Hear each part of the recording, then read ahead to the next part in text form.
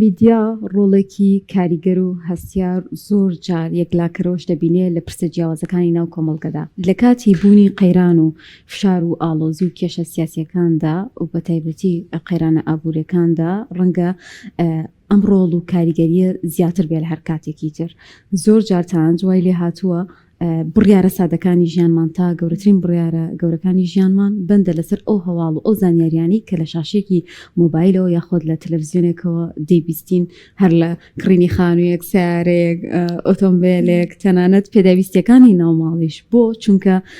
ئەو هەواڵ زانیاریانی کە دەگوازرێتەوە ڕاستەخۆ کاریگەری هەیە لەسەر بڕیارەکانی ژیانمان و ئەو میدیانی کە نابرپرسانە کار لەسەر ئەم بابەتانە دەکەن ئەو میدیاکارانی کە پیشەیانە ناتوان هەواڵ و بابەتەکان بگوازنەوە دەبنە هۆکارێک بۆ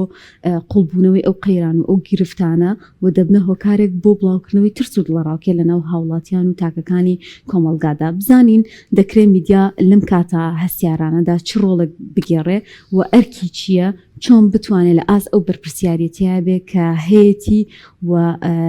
بتوانێت بارودۆخەکە باشتر بکانێک ئەوەی ببێتە هۆکارێک بۆ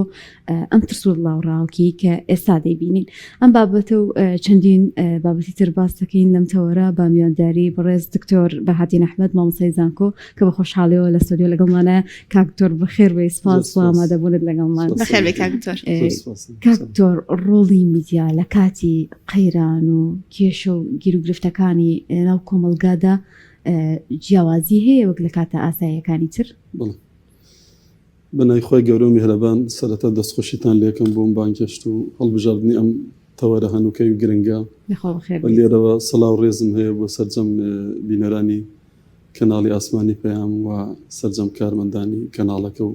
وانی لە پشتی شاشە و کامێرەمان و هەموو ئەو گورا خوشکە بە ڕێزانم لە ڕاستیە میدیا کەناڵێکی جەماوەریە پردو ڕایەڵێکە لە نێوان دامەزراوە میدیایەکە و جەماوەریە خود دەسەڵاتی سیاسی و جەماوەر و میدیا ینی کەناڵێکە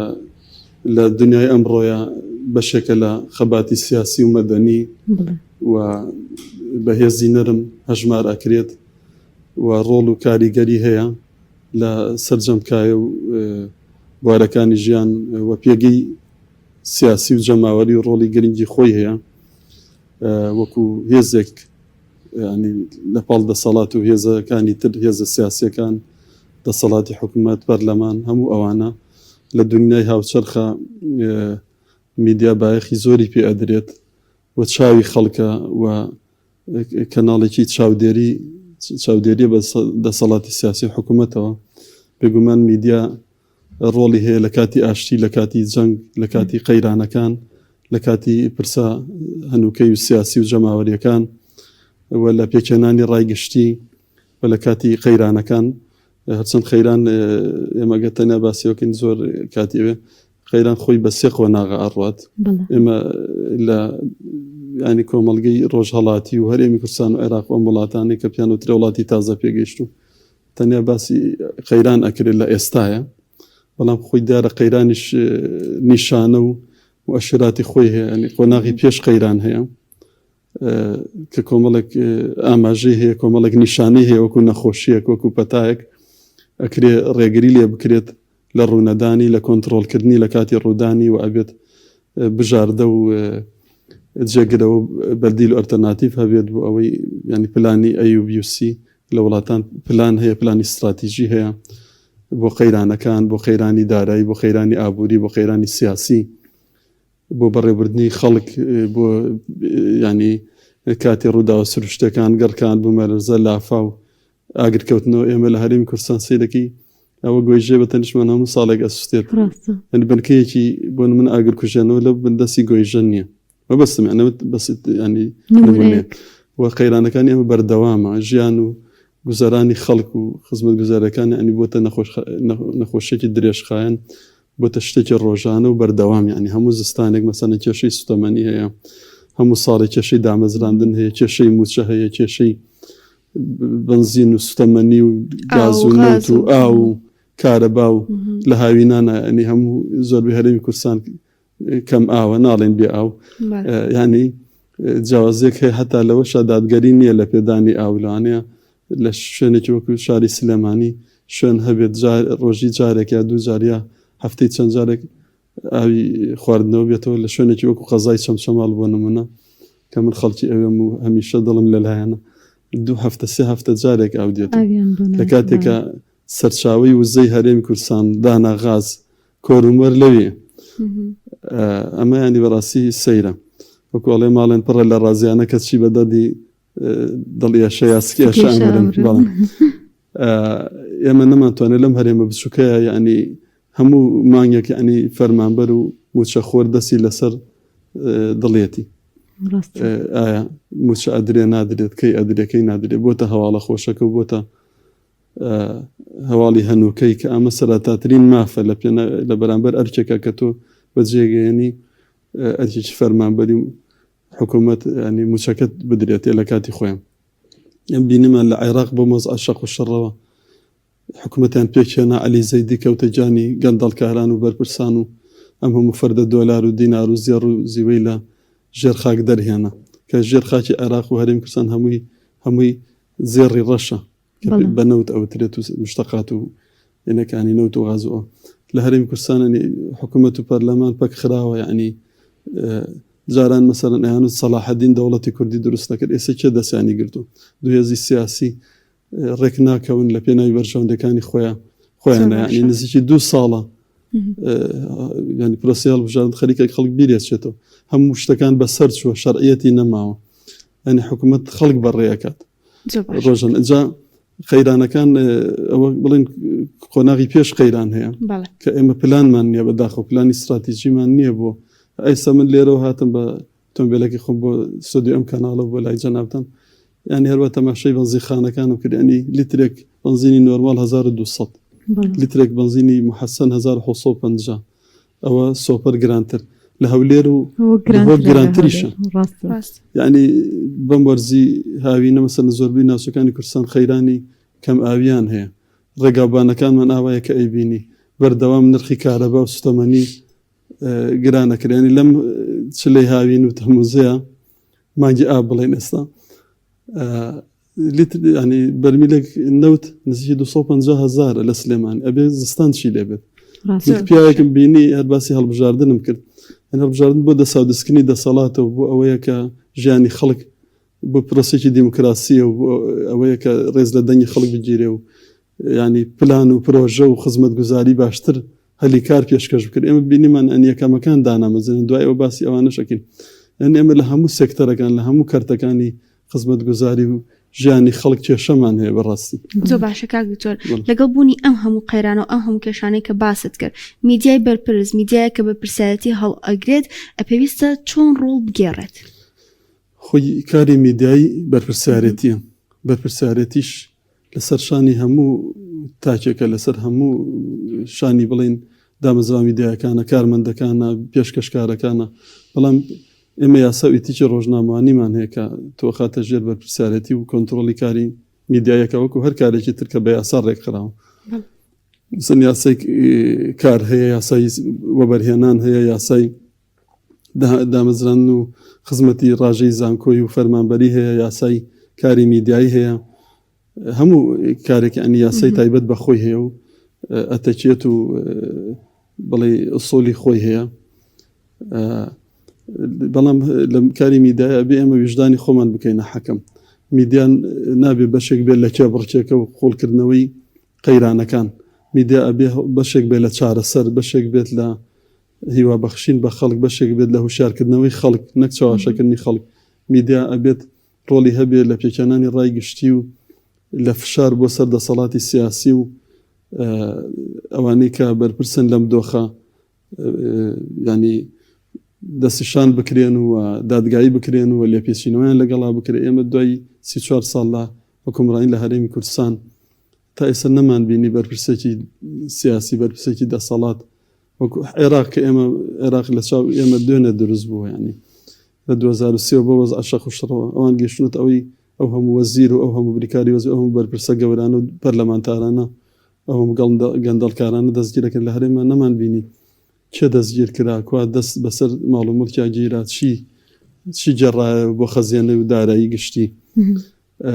هیچ شتێکی ئەو لەو بابەتەمان نەبینی بەداخەوە ینی هەموو شتەکان باشە. میدیاکانیش بەداخەوە میدیای سیاسی و حیزبین حیزبایەتی عیب نییە بەس حیزبایەتی لە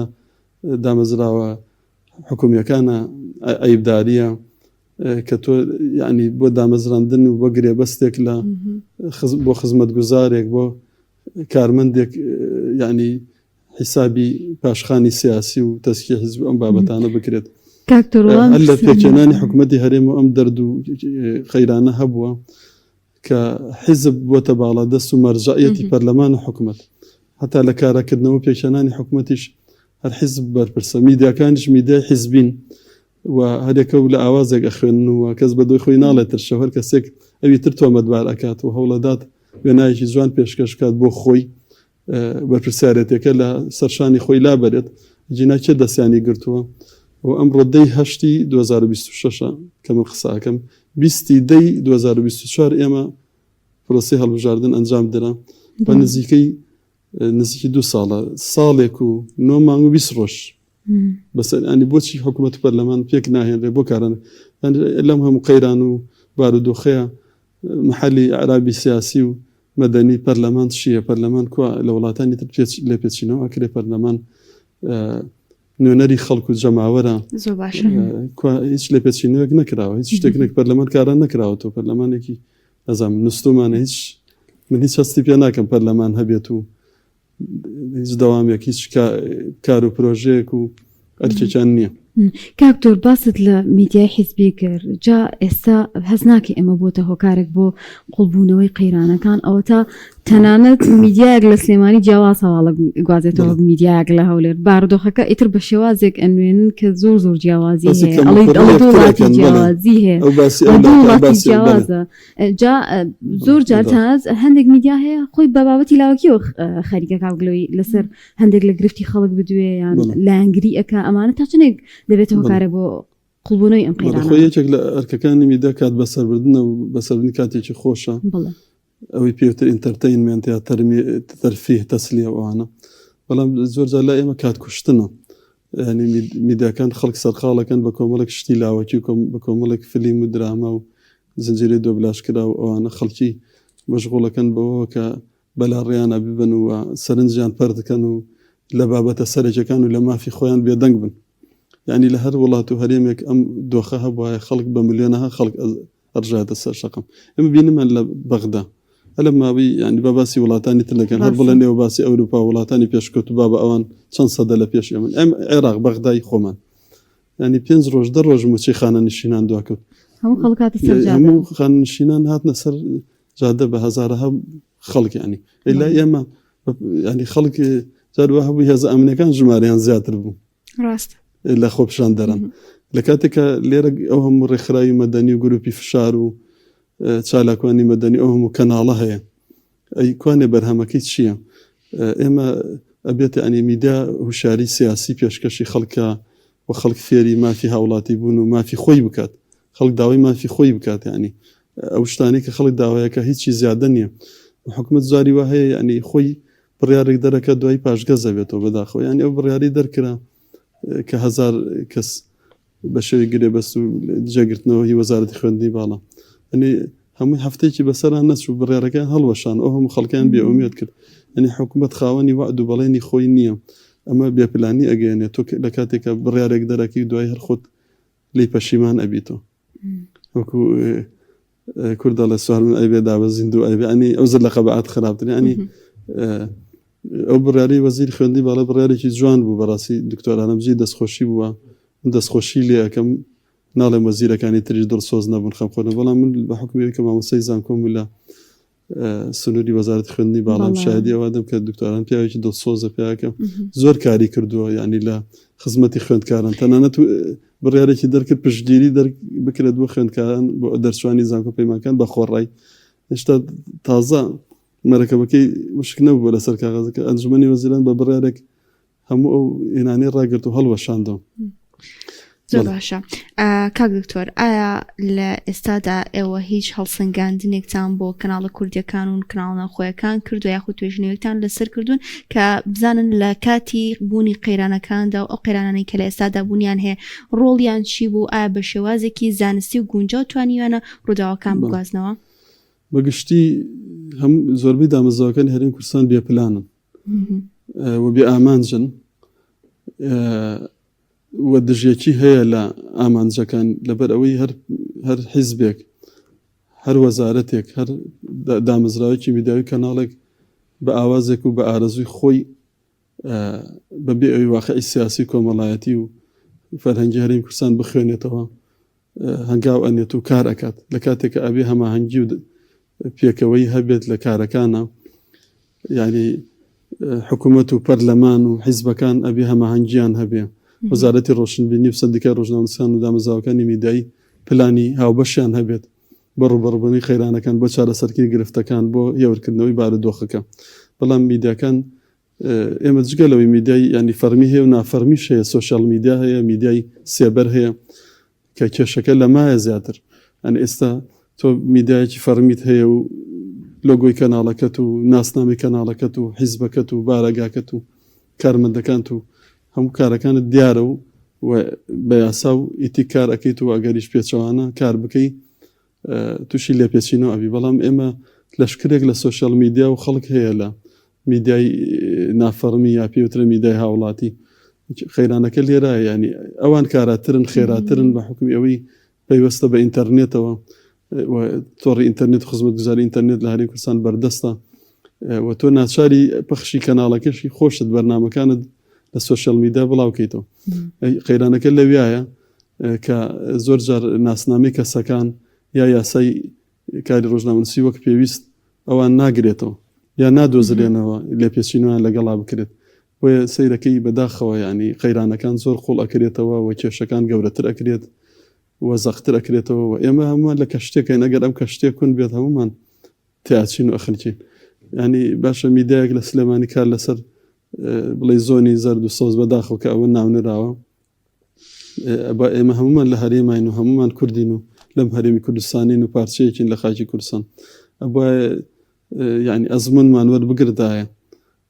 لەو ڕوودا و کارە ساتانی بەسەرمانە هات، ئەنفال کیمیاباران کۆڕە و ئەو هەموو شەهید و بریندار و قوربانی و خەباتە درا گەیشتنە ئەم ڕۆژە. ئەنی ئێستا ئەوایە حیزبەکان ئەنی باشتر و زیاتر هەماهەنگیان هەبوایە پێکەوە لە پێناوی پاراستنی خاکی کوردستان و سەروەری خاکی کوردستان و مافەکانی گەلی کورد. ئێمە بە داوای دەوڵەتی کوردی ئەکەین، ناتوانین سێ چوار پارێزگا لەم هەرێمە بچووکە بەڕێوەبەرین، ناتوانین موچەی فەرمانبەران و کارمەندانی خۆمان بدەین، ناتوانین خزمەت گوزاری و پێداویستەکانیان جەماوەر بۆ خەڵک جێبەجێ بکەین، ناتوانین لانی کەم سێیەکەمەکەی زانکۆکان و پەیمانەکان دڵخۆشکەین. ئەنی زۆر سێرە تۆ من بە حکومی کە مامۆستای زانکۆ تۆ بۆچی سێیەکەمەکە دامەزرێنی بۆ ئەوەی ڕۆحی کێبڕکی هەبێ، وەکو وایە تۆ ماراسۆنێ بکەی لەو سەرەوە بڵێ وەڵام من کاسەکەت نادەمێ. باشە ئەوان کێبڕکیان کردووە گەیشتونەتە ئەو ئاستە یەکەم و دووەم و سێم پاداشتەکەیان ئەوەیە، دڵخۆشیەکەیان ئەوەیە کە دایان بەزرێن. یان بەبستم هەتا ئێمە 10 ساڵە لە بەرزکردنەوە ڕاگیراوە، ینی جیاوازی لە نێوان فەرمانبەری مەدەنی و سەربازی و ئەمنیە ئەکرێت، ینی سێ سەرۆکایەتێکی حکوومەت و پەرلەمان، سەرۆکایەتی هەرێم و ئەنجومەنی زنان پەرلەمان بۆ خۆیان پلە بەرزکردنەوە هەیە. ئێمە تەنانەت سەرموچەکەشیان ڕاگرتوین، سەرموچە علاوی سەنەوی، یعنی جیاوازی تەنێنان لە ناوت کارمەندەکانی شای. جا میدیاکان میدیای حیزبین، میدیای سیاسین، ئەجێندای حیزبە سیاسەکان جێبەجێکەن. لە کاتێکە میدیا ئەرک و بەرپرسیارەتیە، ئەبێ میدیاکار زۆر لەوە ئازادتر و ئازادتر بێت و مەودای ئازادیەکان، ئازادی گشتەکان و ئازادی مەدەنیەکان و ئازادی میدیایش کە لەو چوارچێوە و سۆنگەیە ئەبێت فراوانتر بکرێت و دەستکراوەتر بن. ینی میدیا چاوی خەڵکە پرد و ڕایەڵێکە لە نێوان دەسەڵاتی سیاسی و جەماوەرە، ئەبێت شتەکان وەکو خۆی بخاتە ڕوو، هەواڵەکان خۆی شرۆڤەی نەکات و ئەوە ئێستا هەندێک پێشکەشکار بێژەری هەواڵ ئەوە شتێکی نازانستیە، بە ئارەزوی خۆی ئەڵێ لە دوێخان دانیشتۆ هەواڵە خوێنێتەوە دەمی بۆ تەخێنە و دەسی بۆ نەکەوێنی هەواڵوە ناخوێنێتەوە هەواڵە بێ چۆن هەیە بەو شێوەیە ڕۆماڵ کرێ نابێت جەماوەر چاواشە بکە یا بەو شێوەیە ڕۆماڵیکە کە خۆت ئەتەوێت بێ بەو شێوەیە ڕۆماڵیکە کە خۆی هەیە جا ئەمە کێشەکە لێرایە جەماوەر چاواشە ئەکرێ بەلاڕێ ئابرێ ڕاست و ناڕاستی حەق و ناحەقی لێ تێکەڵ ئەکرێت هەرچەنە بێت جەماوەر زۆر لەوە شارتر بێت کە هەندێک کەناڵ هەندێک هین فریوان بدەن ینی ڕاستیەکان نابێت بشارنەوە لە جەماوەر لە وڵاتانی جیهان میدیا ڕۆڵی تایبەتی هەیە بۆ وشارکردنەوەی خاڵک بۆ چارەسەرکردنی گرفت و قەیرانەکان بۆ دۆزینەوەی دۆسیەکانی گەندەڵی و گەندەڵکاران و ئەوانە هەماهەنگە لەگەڵ حکوومەت و لەگەڵ دەسەڵات بەڵام نابێت سەر بە دەسەڵات بێت ئەبێت میدیا بۆ خۆی پلانی استراتیژی خۆی هەبێت و سەربەخۆ بێت و ڕۆلی هەبێت لە پێکەنانی ڕایگەشتی و خەباتی سیاسی و مەدەنی زۆر سپاس دەکەین کاکتۆر سپاس بۆ زانیاریەکانت خۆشحاڵ کە لەگەڵمانە بووین ئیمڕۆ لە زۆر سپاس بۆ ئێوەش دەستان خۆش بێت بەڵێ سپاس بۆ دکتۆر بەهادین ئەحمەد مامۆستای زانکۆ کە لەم تۆرە لەگەڵمانە بوو